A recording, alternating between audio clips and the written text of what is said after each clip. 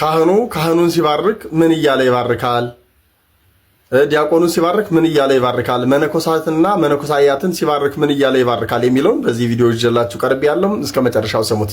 ካህኑን ሲባርክ እንዲህ ነው የሚለው፣ ሲመተ እዴሁ ለአቡነ ጴጥሮስ፣ እነሆ የጴጥሮስ ስልጣን ብሎ ጋደም አድርጎ ይባርከዋል።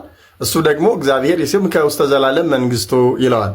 እግዚአብሔር በዘላለማዊት መንግስቱ ይሹምህ ብሎ ይመልስለታል። ዲያቆኑን በረከተ እስጢፋኖስ ይህደር በላዕሌከ፣ የእስጢፋኖስ በረከት በአንተ ላይ ይደርብህ ብሎ ይባርከዋል።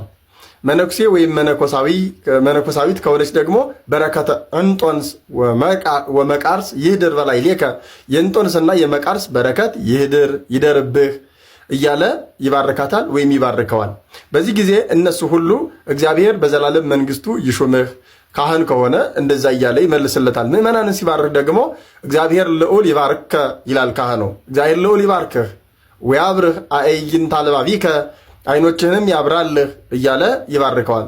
ሴት ከሆነች እግዚአብሔር ልዑል ይባርኪ ወያብርህ አዕይንተ አልባቢኪ፣ የልቦና አይንሽን ያብራልህ የልቦና አይንሽን ያብራልሽ እያለ ይባርካቸዋል። እግዚአብሔር ይባርክህ ፊቱንም ያብራልህ፣ እግዚአብሔር ይባርክሽ ፊቱንም ያብራልሽ፣ ልቦናሽንም ያብራልህ እያለ ይባርካቸዋል። ይሄ መጽሐፍ ቅዱሳዊ ነው። በኦሪት ዘኍልቍ ምዕራፍ 6 ቁጥር 22 ጀምረን የምናገኘው ቃል ነው። እግዚአብሔርም ሙሴን እንዲህ አለው፣ የእስራኤል ልጆች ወንድምህ አሮን ሲባርካቸው እንዲህ ይበላቸው፣ እግዚአብሔር ልዑል ይባርክህ ፊቱንም ያብራልህ አይነ ልቦናንም ያብራልህ እያለ ይባርክህ ብሎ ያስቀመጠውን ቃል በቅድስት ቤተክርስቲያናችን ስርዓት ሆኖ ተቀምጦ አባቶች ይባርካሉ፣ እኛም እንባረካለን ማለት ነው።